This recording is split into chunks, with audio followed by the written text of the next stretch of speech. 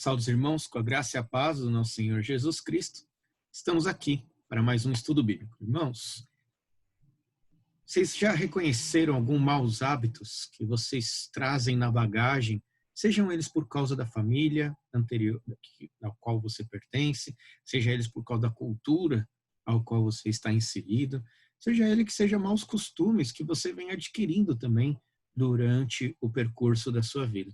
E você já percebeu também como esses maus hábitos influenciam no seu relacionamento conjugal, no seu relacionamento com a sua esposa, com seu marido, com seus filhos, dos filhos com seus pais?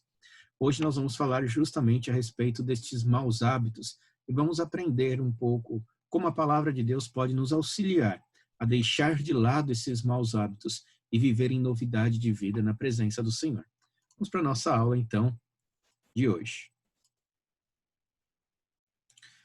Reparos necessários. Então, hoje nós vamos falar sobre os maus hábitos e as adaptações que são necessárias no casamento e na vida familiar. Humildade e amor cobrem uma multidão de pecados e levam ao outrocentrismo que fortalece o lar. O que seria o outrocentrismo? Nós vamos falar um pouquinho a respeito disso durante todo o nosso estudo. Hoje nós vamos então, o objetivo do nosso estudo de hoje é identificar alguns maus hábitos que podem provocar a revolta do cônjuge, descobrir problemas associados a maus hábitos decorrentes da idolatria do eu e distinguir entre as situações que exigem um confronto em amor e aquelas em que o amor deve cobrir a ofensa. Vamos então dar início. Existe uma pesquisa recente entre casais brasileiros que falam dos maus hábitos, foram citados, onde os maus hábitos, os maus hábitos foram citados como a maior causa de dificuldade conjugal, acima de diversos outros tipos de problemas conjugais. Então, muitas pessoas acham que o maior problema do casamento é a comunicação, outras pessoas acham que é a falta de dinheiro, outras pessoas acham que pode ser problemas com relacionamento sexual, que pode ser diversos tipos de problemas. Na verdade, o campeão sobre todos eles foram os maus hábitos, né? Então, vamos ver um pouquinho do que podemos fazer para prevenir o nosso casamento, nosso relacionamento familiar, para impedir que esses maus hábitos venham a ser um grande problema em nossas vidas. Os maus hábitos podem ser tratados em dois níveis. O primeiro deles é informação.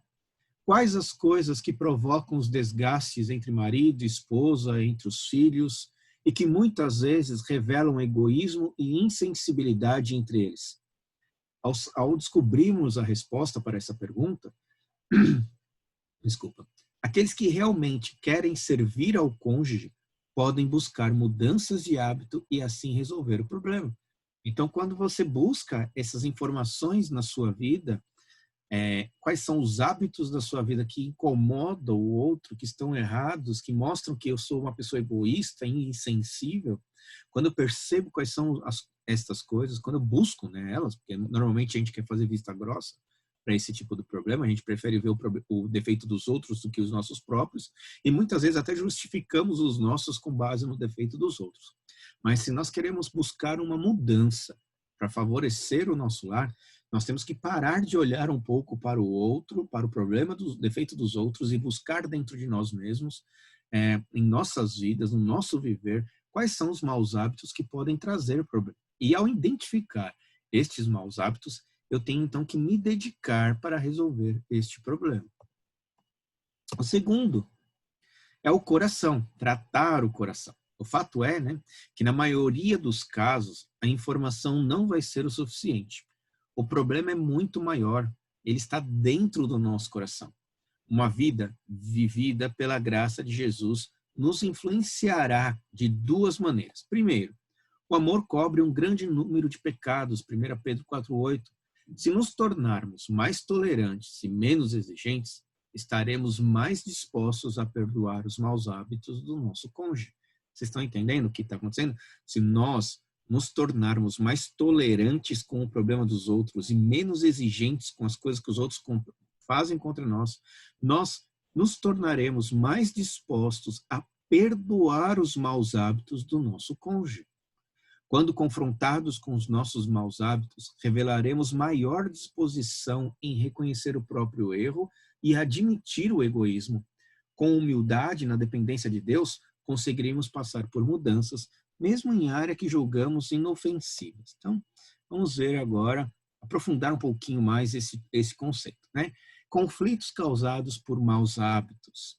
As pessoas resistem a mudanças. Então, quando eu falo as pessoas, e aqui já é muito interessante, quando eu gosto de falar para casais.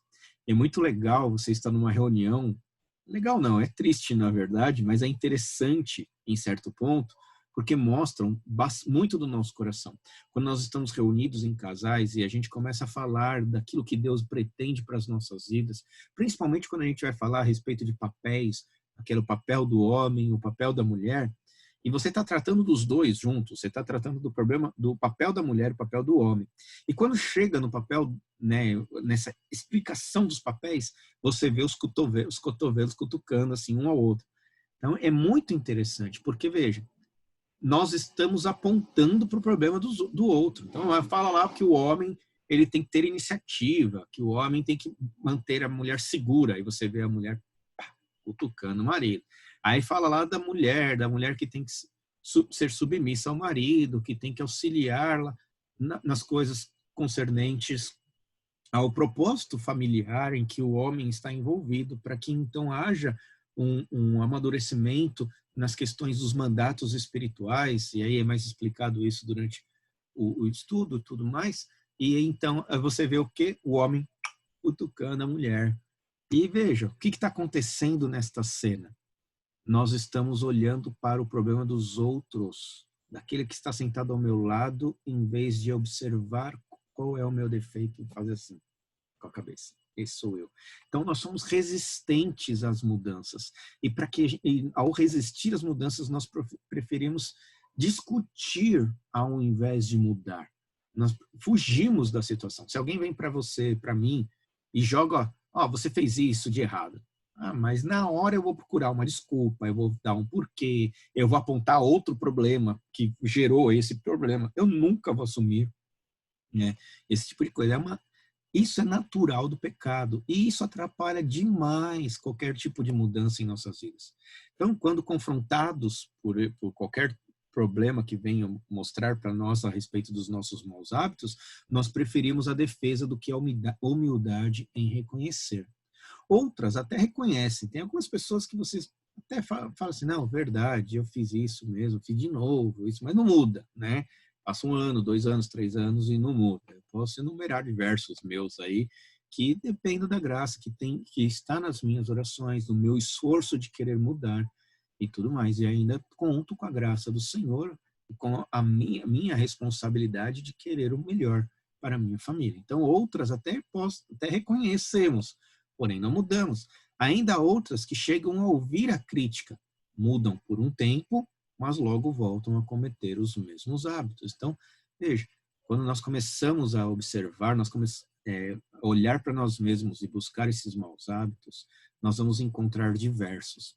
E numa cultura onde nós olhamos para os maus hábitos, onde nós somos influenciados, bombardeados, constantemente influenciados para uma autoestima, reconhecer o pecado nos diminui de tal maneira que nós preferimos fazer vista grossas aos nossos pecados e olhar somente as nossas qualidades.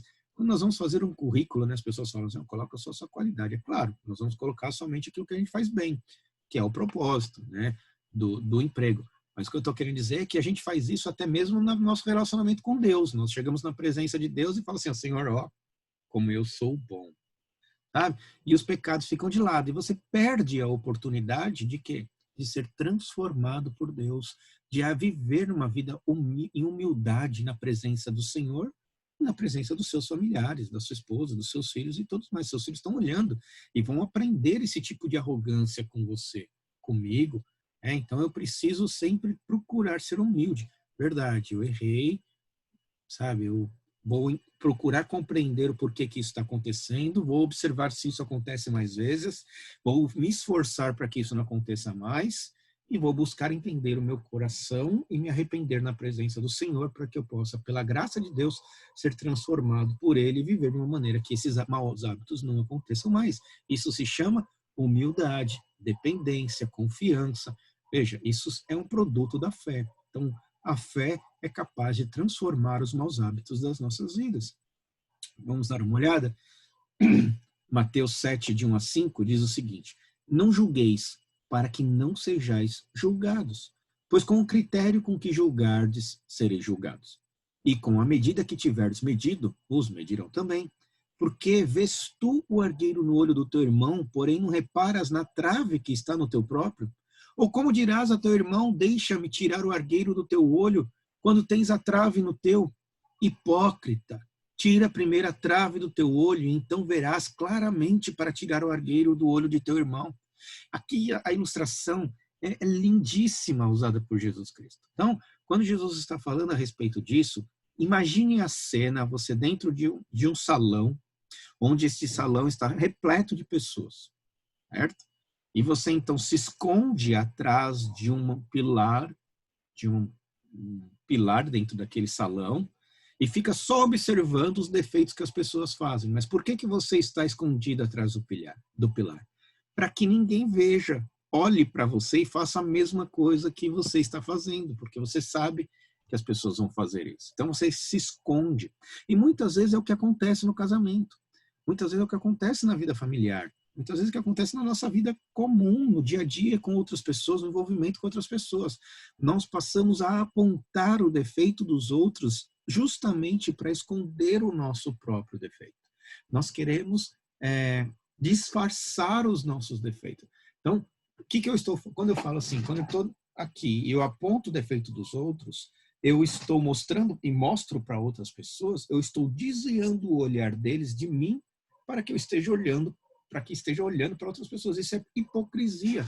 Em vez de você buscar transformação e até mesmo auxílio nessas pessoas do seu lado, no caso, pessoas cristãs, irmãos da igreja, né, a própria esposa, o próprio marido, em vez de buscar apoio dessas pessoas, não. Se o seu marido chega para você então e fala assim, olha o que você fez, não gostei do que você fez, isso está errado. Isso não é só errado para mim, mas isso é um pecado. Logo, o que vai vir à sua mente? Uma forma de se esquivar, de se desfazer disso. Ah, mas você viu o que o outro fez? Eu agi dessa maneira por causa dele. Ou então você ataca. Mas você também, você não fez nada, eu tinha que fazer alguma coisa. Veja, você está disfarçando, você está se escondendo.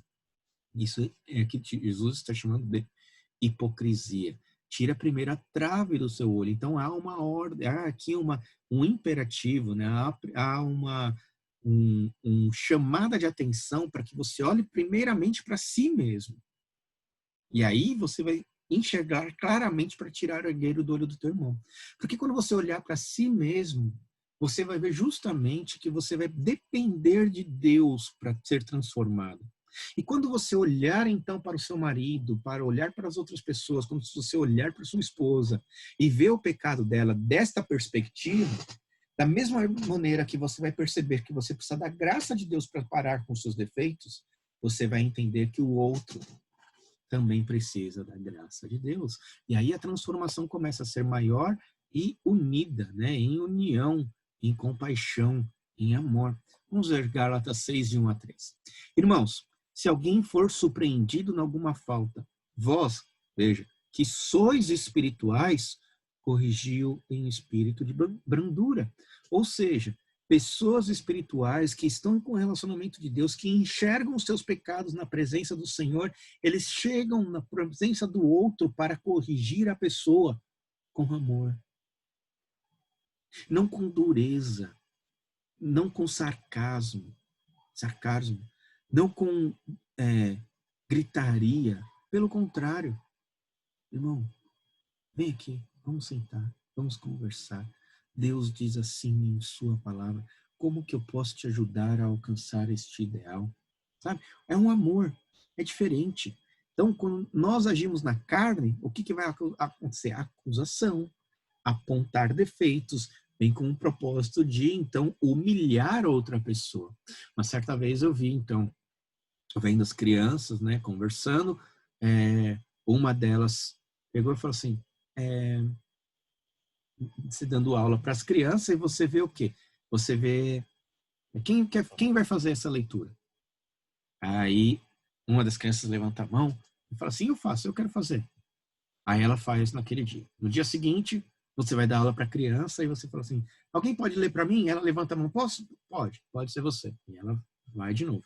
No terceiro dia, você pergunta mais uma vez, quem pode fazer a leitura? A mesma criança faz. E aí ela vem para você e faz assim, por que as outras pessoas não leem? Só eu leio. Veja, ela está apontando um defeito, mas ela está apontando um defeito na carne. Por quê? Porque com essa apontar um defeito, a predisposição das outras pessoas, a falta de disposição das outras pessoas em querer cooperar com o andamento das coisas, sabe? Ela está fazendo isso para autopromoção, para que você olhe para ela e fale assim, não, mas só você faz, ainda bem que tem você lá. Veja, este é o que nós chamamos de fazer na carne. Por isso que devemos estar sempre olhando no nosso coração, porque muitas vezes, Jesus fala para a gente olhar primeiramente, muitas vezes nós podemos estar querendo corrigir a outra pessoa para esconder nossos defeitos, para humilhar aquela pessoa, para se mostrar superior a ela. Então, antes de querer corrigir o mau hábito dos outros, nós devemos olhar qual é a motivação do nosso coração em querer fazer aquilo. Então, o texto nos diz, guarda-te para que não sejas também tentado. E aqui é fundamental, levai as cargas uns dos outros, e assim cumprireis a lei de Cristo, porque se alguém julga ser alguma coisa, não sendo nada, a si mesmo se engana, você está mentindo para si mesmo quando você faz isso. Então, veja, é no espírito que deve ser corrigido em amor. E no espírito você já avaliou a si mesmo e percebeu a necessidade da graça. Então agora você passa a querer ajudar o próximo. E assim nós vamos trabalhando um ao outro para poder ser transformados pela graça de Deus. Antes de confrontar alguém por um erro, é necessário, extremamente necessário, manter um espírito humilde, examinando a própria vida. Vamos comparar dois textos agora. 1 Pedro 4,8, que diz, acima de tudo, porém, tende amor intenso uns para com os outros, porque o amor cobre multidão de pecados. E Mateus 18,15, que diz, se teu irmão pecar contra ti, vai arguí-lo entre ti e ele só, se ele te ouvir, ganhaste a teu irmão. Vamos fazer a comparação. Primeiramente, Pedro, o amor perdoa. É interessante observar como Pedro começa falando do amor profundo, um amor intenso pelo próximo. Então, você não vai... É muito interessante, né? Porque nós estamos falando de mau hábitos. E o mau hábito não tende a incomodar a pessoa que comete o mau hábito, mas incomoda a pessoa que está vendo o mau hábito. Então, eu estou vendo o mau hábito de um irmão, de alguém, da minha esposa, do meu filho, e eu vejo o mau hábito e aquele mau hábito me incomoda profundamente. Veja, o mau hábito me incomoda profundamente. Pedro está me dizendo que eu devo ter um amor mais profundo pelo outro ainda, maior do que o pecado dele. O propósito é justamente o quê? Cobrir os pecados e não apenas expor os pecados.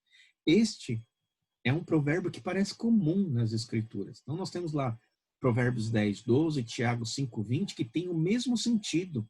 É o sentido de perdoar, de você olhar e o seu amor é tão grande pelo defeito, pela pessoa, que você acaba não olhando os defeitos. É muito interessante quando a gente olha as pessoas como estão apaixonadas, né? As pessoas estão apaixonadas, elas não conseguem enxergar o defeito da outra pessoa. Nesse sentido, é até negativo, porque a pessoa não está buscando, não está nem amando a outra pessoa, ela está amando a si mesma, né? Querendo simplesmente arrumar alguém para ficar do lado dele ou dela. O que eu quero dizer, mas é que neste período, né, você vai perceber que os pecados não incomodam, os defeitos não incomodam. A pessoa pode mentir, a pessoa pode falar grosso, a pessoa pode ter diversas coisas aparecendo ali, visíveis aos olhos dela. Mas ela está tão apaixonada ali que ela faz vista grossa para os pecados. Então aqui a ideia é justamente semelhante, né? O amor é tão intenso que você está disposto a perdoar, né? Fazer vista grossa, né? O amor profundo pelo próximo perdoa o próximo assim como foi perdoado por Cristo. E a gente lembra, né, que foi o amor de Cristo que cobriu os nossos pecados na cruz. Então é justamente, não foi Jesus não veio acusar, mas Jesus veio e nos amou, né? Nos amou a ponto de ir à cruz por nós. Então é justamente neste sentido que Pedro está falando de encobrir pecados. Às vezes é necessário não olhar os defeitos dos outros, né? Tem uma ilustração de Gary Chapman que ele diz o seguinte, que ele fala da esposa dele, que a esposa dele tinha um defeito de deixar as portas das gavetas e dos armários abertas, e aquilo incomodava, veja, um mau hábito da esposa dele, e aquilo incomodava demais a vida dele. E um determinado momento a filha dele caiu e rachou a cabeça, né? Rachou, bateu a testa assim, cortou, teve que tomar ponto. E a mulher ficou desesperada, ficou se culpando por causa disso. O marido já chamava a atenção dela por causa das gavetas abertas. A filha caiu, bateu a cabeça na quina de uma dessas gavetas abertas.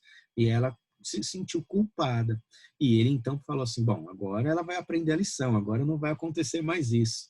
Agora, finalmente, ela vai aprender e não vai mais deixar as gavetas abertas. E, realmente, durante um bom tempo, as gavetas e armários estavam todas fechadas. Mas, passado o decorrer do tempo, esse mau hábito voltou.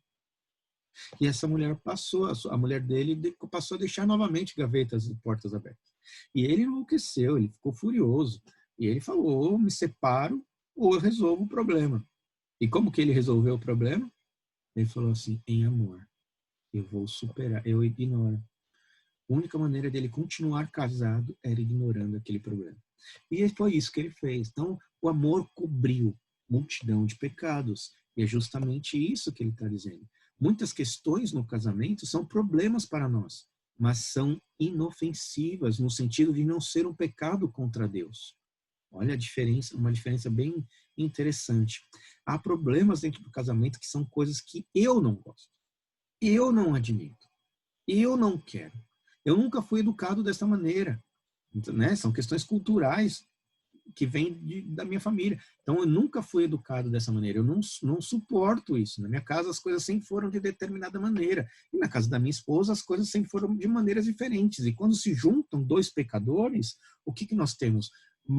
Hábitos que não são aceitos uns pelos outros, porque não são costumes, não cresceram dessa maneira. Imagina, 20, 30 anos vivendo na casa dos pais, né? Hoje as pessoas vivem até 30, graças a Deus casei cedo, e acho positivo casar cedo, porque é mais tempo de você poder se adaptar, mais fácil de você se adaptar um ao outro, e você tem, então, esses maus hábitos que se juntam no casamento.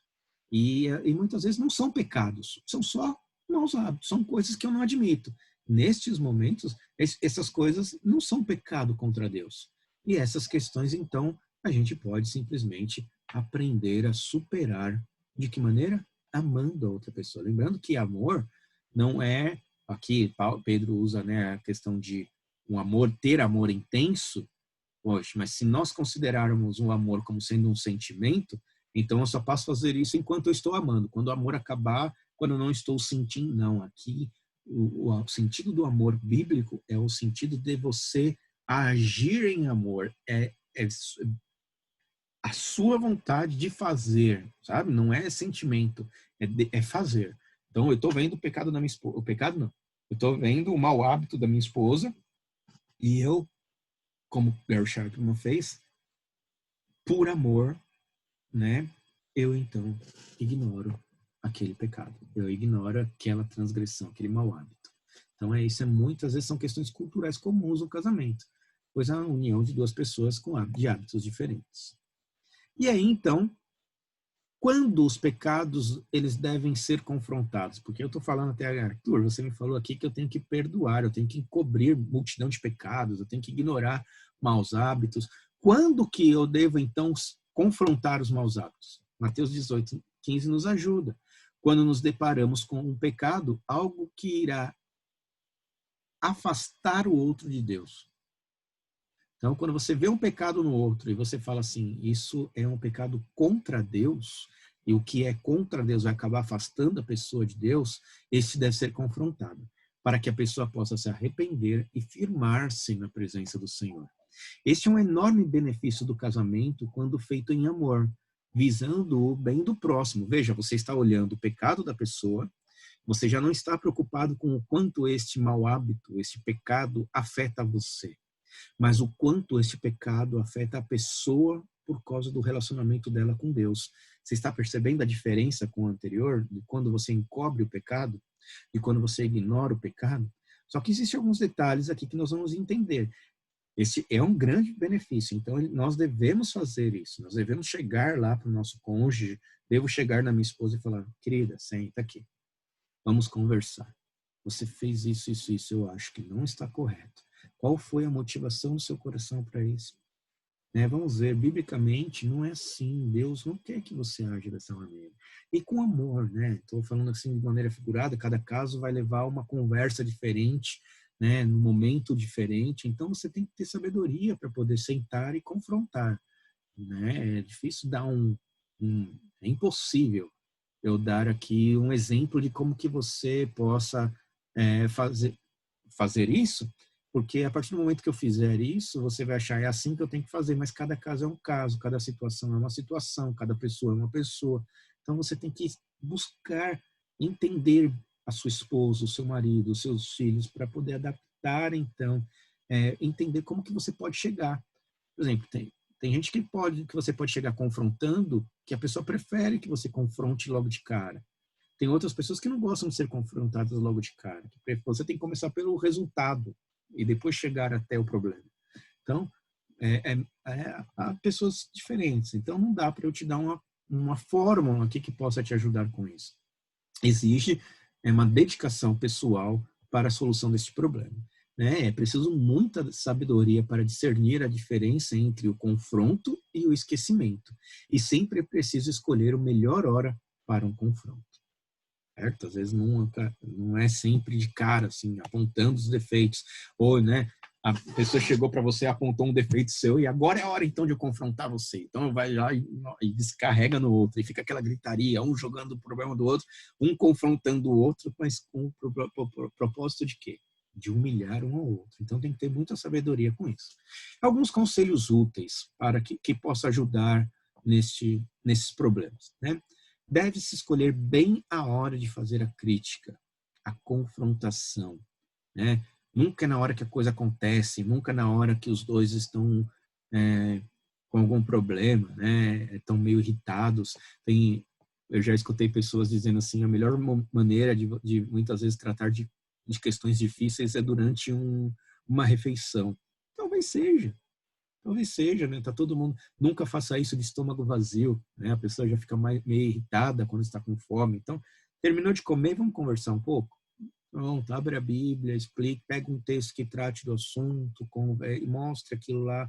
E trabalhe pastoralmente, né? Aquela questão de mostrar o amor de Deus no problema e transformar o coração ali devagar, mostrando como a graça de Deus pode, então, como aquilo é pecado, como aquilo é errado, como aquela atitude não faz bem, e o que nós podemos fazer então para mudar isso. Veja, né? Esta é a questão. Às vezes o problema que você está olhando no outro também há em você. E aí tem um momento de fazer isso juntos. É muito importante isso. Como a Provérbios vai dizer, como maçã de ouro em salvas de prata, assim é a palavra dita a seu tempo. Procurar o melhor horário. Escolher bem a maneira de apontar o assunto, né? O gotejar contínuo no dia de grande chuva e a mulher rixosa são semelhantes. Sabe quando aquela gotinha caindo em cima de uma lata e aquele barulho no dia, né? Um dia de grande chuva, o dia inteiro chovendo lá, aquele barulho tic, tic, tic, você querendo dormir, aquele barulhinho é a pessoa que fica apontando o assunto o tempo todo. É o que a Bíblia chama de mulher rixosa, mas tem marido rixoso também, fica ali martelando a mesma coisa o tempo todo, não muda, não vira, né? Não vira página, não está sempre ali chato, né? Então, escolher bem a maneira, né, que você vai apontar o assunto.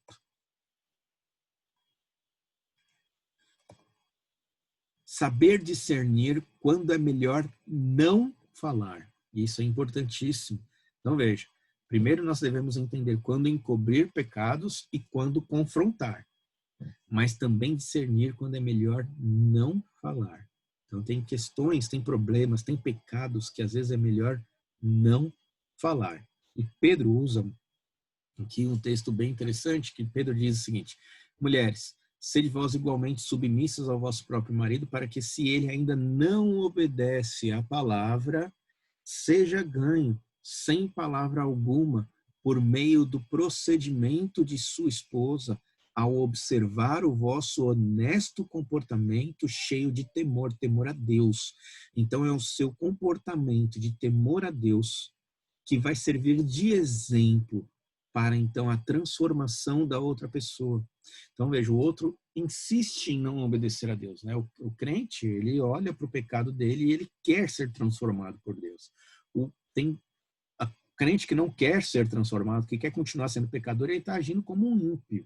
Né? Então, este ímpio, né? O ímpio, a impiedade do coração das pessoas, o cônjuge, o filho, o parente que está aí, que você está vendo que não quer mudar, ele deve ser ganho pelo seu procedimento silencioso de temor ao Senhor. Veja que interessante. Pedro está falando que sim, é capaz que a pessoa mude só de observar o seu bom comportamento diante de Deus. Não seja o adorno da esposa, que é exterior, como frisado de cabelos, adereço de ouro, aparato de vestuário, seja, porém, o homem interior do coração unido ao incorruptível traje de um espírito manso e tranquilo, que é de grande valor diante de Deus. Pois foi assim também que assim mesmo se ataviaram outrora santas mulheres que esperavam em Deus, estando submissas a seu próprio marido, como fez Sara, que obedeceu a Abraão, chamando-lhe Senhor, da qual vos tornastes filhas, praticando o bem, não temendo perturbação alguma. Imagina, Deus apareceu para Abraão: sai da tua terra, da tua parentela. Abraão era um príncipe, era uma princesa, ricos, saíram de uma terra para ser de um lugar bom, um lugar agradável, do conforto de uma cidade boa. Para quê? Para caminhar, para ser um nômade, andar para um lugar sem saber para onde ir.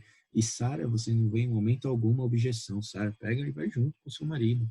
Então, aí está o procedimento como deve ser, né? E aí fica uma pergunta para nós. No casamento e na família, quais são as evidências de que é o eu que está reinando no coração dos seus membros e não Deus? Quais são as evidências de que é o eu, né? O egoísta, né? Quando você briga, querendo mostrar para o outro que ele mude, porque aquilo te incomoda, quem é que está reinando? Eu. Não é Deus que está reinando. Você não está olhando o pecado diante de Deus e como aquilo vai trazer problema na vida pessoal dele com Deus. Então, essa é a pergunta, né? Quando, né? Quem está reinando, eu ou Deus? A vida de Cristo em nós deve levar a reconhecer os outros superiores a nós mesmos. E eu gosto muito desse pensamento. Por exemplo, há um problema. Houve ali um pecado, houve ali um problema, e nós vamos resolver isso. Né?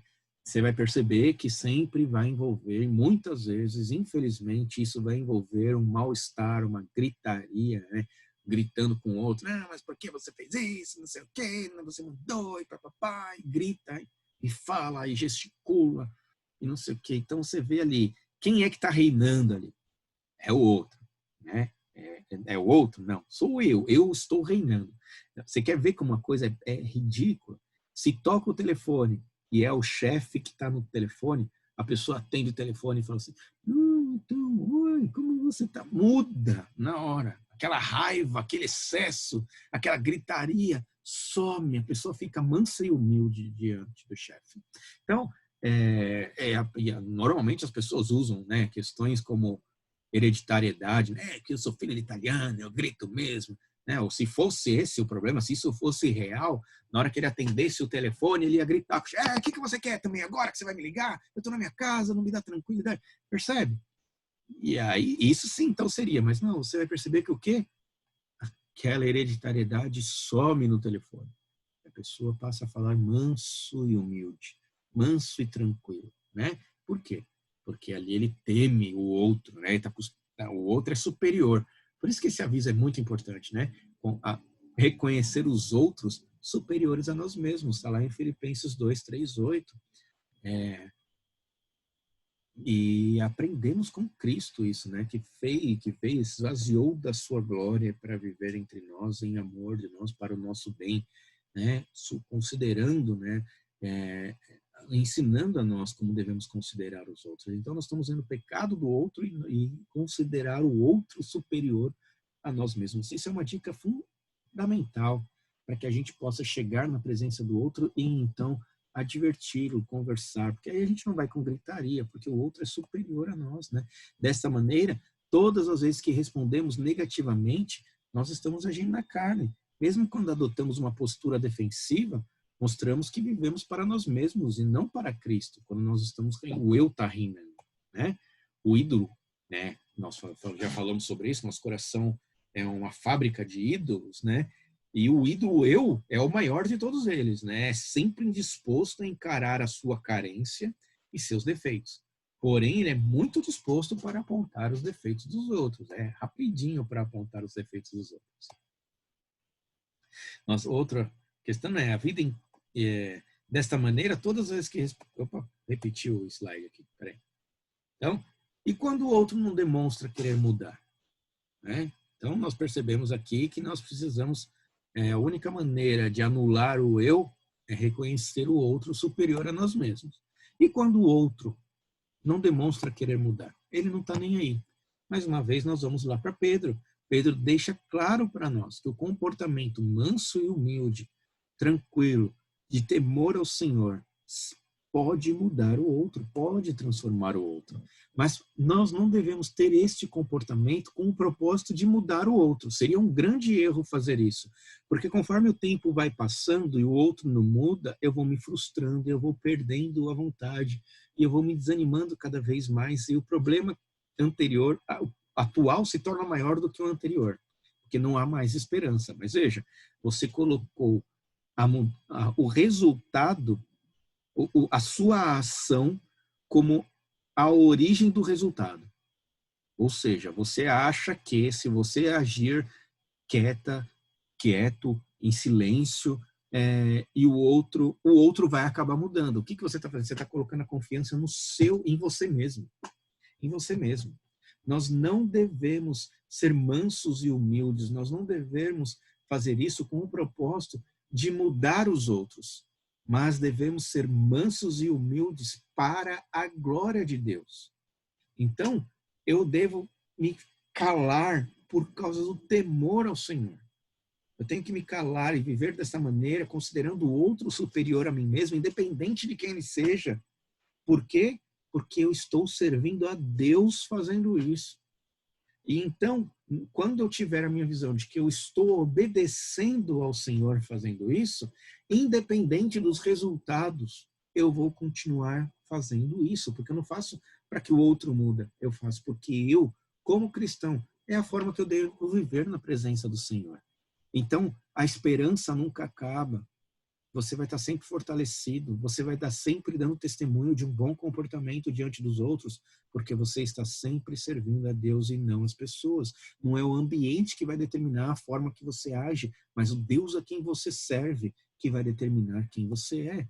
Por isso, o cristão deve continuar fazendo bem, mesmo que o outro nunca, veja o tamanho da palavra, nunca mude, porque você está servindo ao Senhor. Conclusão.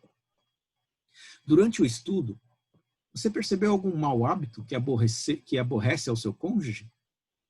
Bom, procure fazer algumas mudanças. Nunca faça isso para que seu cônjuge perceba a mudança. Sua mudança deve ser para a glória de Deus, em obediência a Deus, em temor ao Senhor. Você perceberá que não conseguirá manter a mudança pela sua própria força. Em muitos momentos você vai estar querendo mudar e vai passar o tempo e você vai cair no mesmo erro. Você vai ver que a pessoa gritou com você e você vai querer gritar e você vai gritar com a outra pessoa. Veja, você falhou.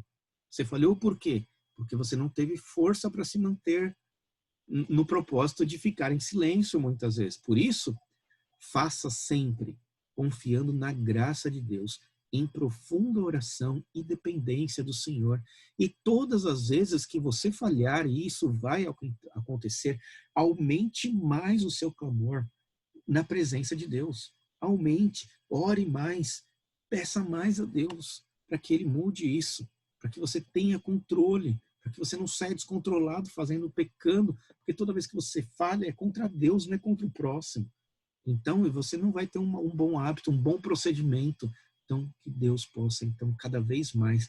O diabo usa muitas vezes essas falhas nossas para que a gente desista. Ah, eu não vou mudar. Deus não vai me mudar. Deus quer que eu continue assim. Aí, às vezes, o questionamento até muda. Será que eu sou o mesmo filho de Deus? Será que eu sou o mesmo cristão? É justamente o que o diabo quer. Você vai chegar, puxa, mais uma vez, Senhor, eu tenho que chegar aqui na sua presença, eu estou me sentindo um falso, um hipócrita. Não é, lutar contra essas coisas é difícil e leva tempo, e depende da graça de Deus, não só de esforço. Por isso, aumente o seu clamor na presença do Senhor. Busque em Cristo a força para viver, momento após momento, uma vida centrada em Deus e reconhecimento dos outros superiores a você mesmo. Então você vai conseguir e você vai experimentar a graça e o amor de Deus na sua vida. E vai ver como Deus pode sim mudar até a parte mais tenebrosa do seu coração e transformá-lo à imagem de Cristo. É isso, meus irmãos. Que Deus abençoe grandemente a todos. Espero que tenham gostado mesmo do estudo. Se tiver alguma dúvida, podem entrar em contato comigo, podem me procurar. Estou à disposição dos irmãos para conversar. Se precisar que orar junto por causa de algum problema que não consegue, de algum mau hábito que não consegue se livrar, nós estamos aqui à disposição para poder auxiliar os irmãos no que for necessário. Que Deus abençoe e até o próximo estudo, se assim Deus permitir.